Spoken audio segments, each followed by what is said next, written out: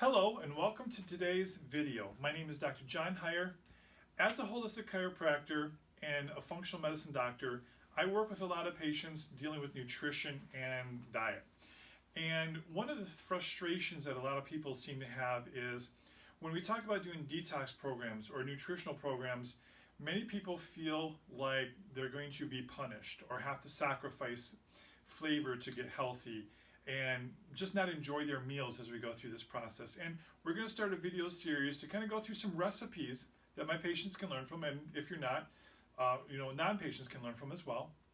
And so what we're going to do today is we're going to make a Tangy BBQ sauce and a Tangy BBQ chicken. So let's just get right into it. We're going to start with a 1 1/4 cup of all natural ketchup. Now, organic would be better if possible. Let's see.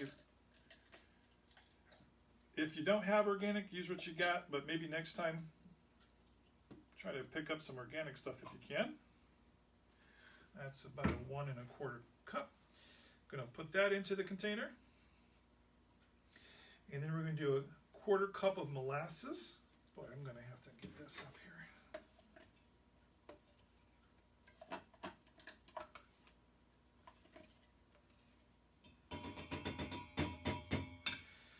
Let's get a 1/4 cup.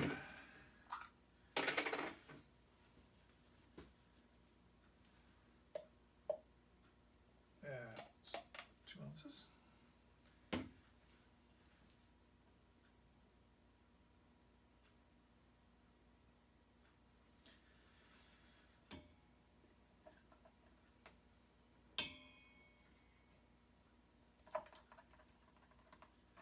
Get all that gooey goodness in there.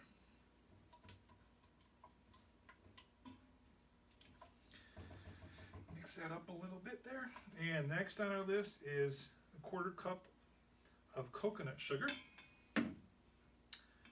which I've already got pre-measured. Excuse me. There we go. Mix that in there. So then after the coconut sugar, we need 3 tablespoons of apple cider vinegar.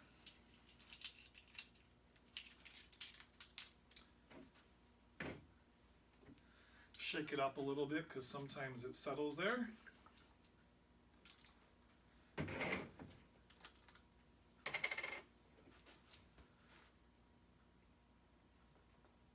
One, 2, 3.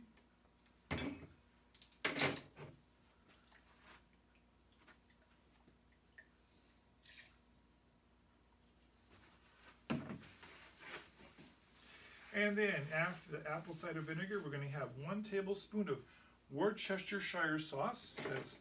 That's not an easy word to say. All right.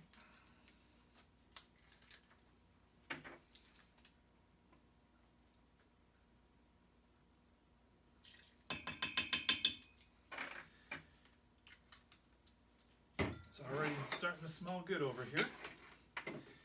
After Worcestershire sauce, we have 1 1/2 teaspoons of garlic powder. So 1 1/2 teaspoons.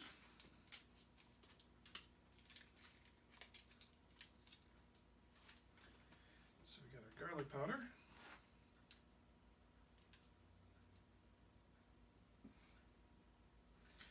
I got a better idea. Let's try it this way. 1. That's about half. If you like a little less, like a little more, your choice, your preference. So then, garlic powder, we have 1 teaspoon of Dijon mustard.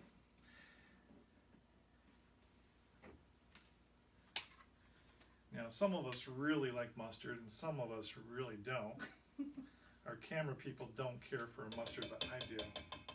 She actually puts ketchup on her hot dogs, Chicago. That's not right. That's just not right. Mix that in there a little bit. So after Dijon mustard, we're going to take 1/2 teaspoon of salt. Now, if you're on more of a low salt diet, if we're working that way, you can always reduce that or not put any in. That's totally fine. 1/2 teaspoon.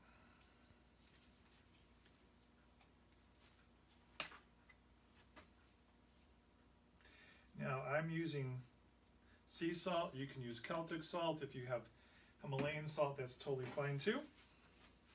Just don't use table salt. It's been modified and changed, so use Celtic or natural. And then a half a teaspoon of onion powder.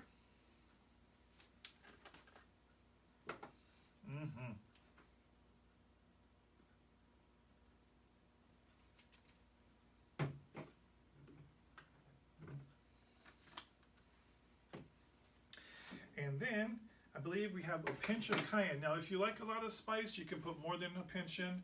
If you don't like any spice at all, that's fine. What's that? You can use the top half. Okay. And just I have family members who like a lot of spice, and I have some who like less. So let's mix that in there nice.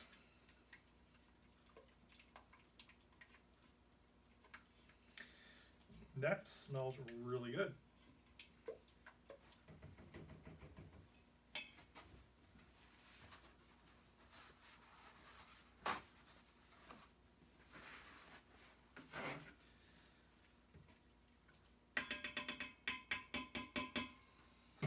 Okay, now we're going to take about 2 pounds of boneless, skinless chicken breast. And like I said, if you can do organic or farm raised or range raised, whatever, that's great.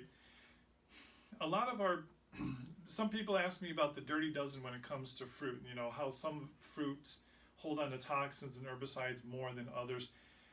Most of the people that I'm working with, I'm just trying to get them into good, healthy decision habits or making better decisions when it comes to their food choices. So I'm not really worried if you don't have organic or if you don't have free range, that's fine. Use the best that you can, but maybe make a note of in the future trying to upgrade to that. So I have 4 skinless chicken breasts here, and mix those up there a little bit. Get those covered nicely.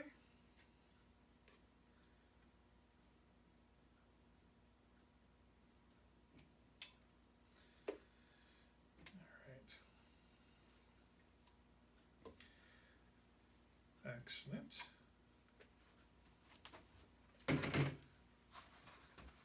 Why should I stock in paper towels? All right, so we've got our barbecue sauce mixed up. We've got our chicken breasts in there. I'm just going to stir that around a little bit more. Now, this recipe is for a slow cooker. This is more of an anti-inflammatory type of diet, which is typically what I'm trying to encourage my clients and my patients to do. I've got one of those Instapots. Doesn't mean you have to. If you've got a slow cooker, if you've got a roasting pot at home, something like that, use what you have. I like using this because we can set it here in the office. We're at the office right now. We can set it 3-4 hours later. We're going to have lunch. We're going to have our chicken breast. One of the things that I find patients struggle with is making health decisions because they're gone in the morning at 6 or 7 to work, and they don't get home at night until 6 or 7 at night. And then it's challenging. They're tired. They're exhausted. They don't feel like cooking. So sometimes they don't make the best healthy choices. And you know what? Sometimes I leave the office at 7:30 at night, and I don't always make the best healthy choices. But what I find is if I can set this up at home, many of the slow cookers and the crock pots actually have timers on them. If yours doesn't, maybe get a timer you can plug into the wall and I have an old-fashioned one at home. I think I got it from my mom or grandma or somebody.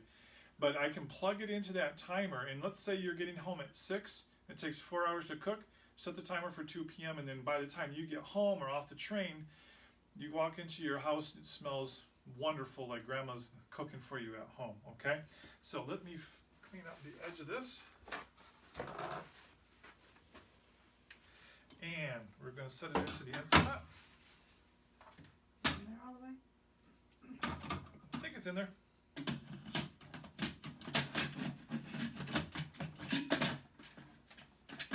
All right. Come on. Maybe it goes the other way.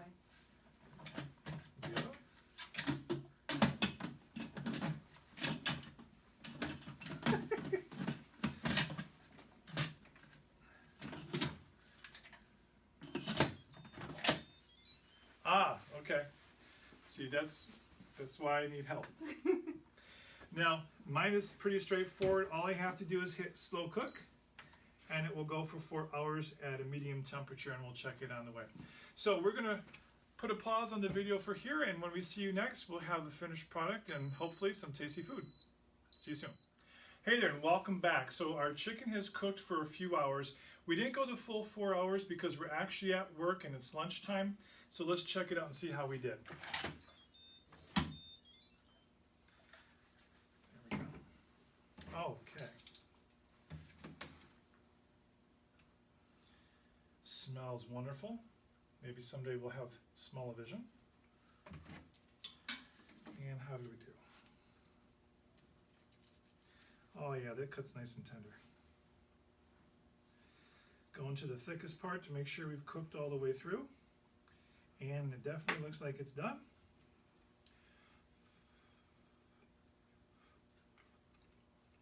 Yep. That's done through and through. Awesome. Now you could definitely eat this by itself, or you could add your broccoli and your asparagus or cauliflower, whatever veggie you want for the side. Or if you want to go a little bit natural with like natural rices or things like that, you can definitely put it on a bed of natural rice. So just an idea, nice recipe for you to give a try. Real simple. It took like, what, 5 minutes for us to put it together. Set the timer, let it cook, and enjoy. Thanks.